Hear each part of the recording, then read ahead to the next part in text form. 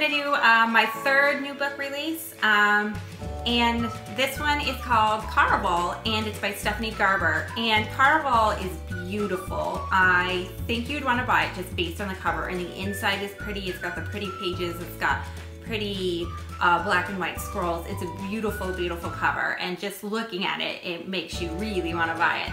And it is kind of like Night Circus. A lot of people have compared it to that. It released in the middle of February, and I read it about a month ago now, so I kind of have a good understanding of how much I liked it, how much I remember, I guess. Caraval follows two sisters, Scarlett and Tella, and it is about a carnival. So it's kind of like a carnival of ways, and it's very mystical and very magical, and it's something they've wanted to go to their entire life. And the book opens up with letters, so I'm not giving anything away or anything.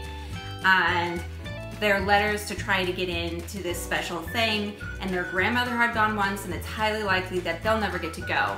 Their world is completely different than ours. There's pirates, the worlds are kind of separated. They live in kind of a disturbing home relationship where their father's abusive, and they're never gonna leave this island. And since Caraval had been to the island before, supposedly they had never gone back to any place they had ever been before. So it's highly unlikely that they get to go, but they're super excited, and they try every single year to try and get there. And eventually they do get the tickets, and this is in the very beginning, so again, I'm not giving anything away, but they do get the tickets. And then Scarlett and Tella are very different people. Tella is kind of a wishful thinker in the beginning. You can tell right away she thinks that she can make things happen, and Scarlett is not. She's very practical and very almost pessimistic about life, and that life is set one way, and if you follow these directions, this will create your freedom, I guess you could say.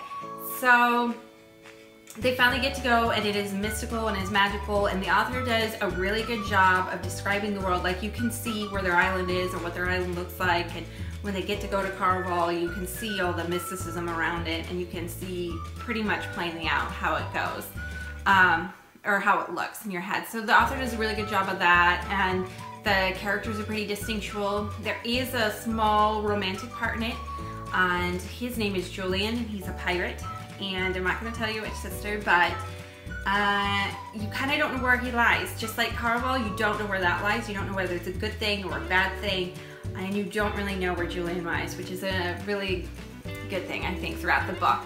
As far as the whole book goes, it does remind me of Erin Morgenstein's Night Circus.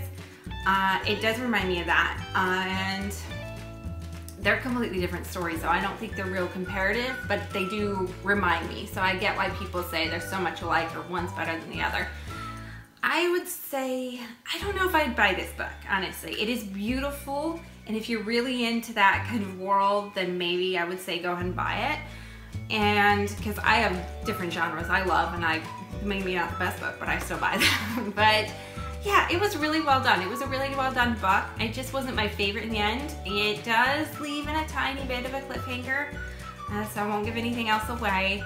But it's a really well done book. I was very surprised by it, and I would read it if you're interested in, or if you really like Night Circus. I would definitely recommend reading it.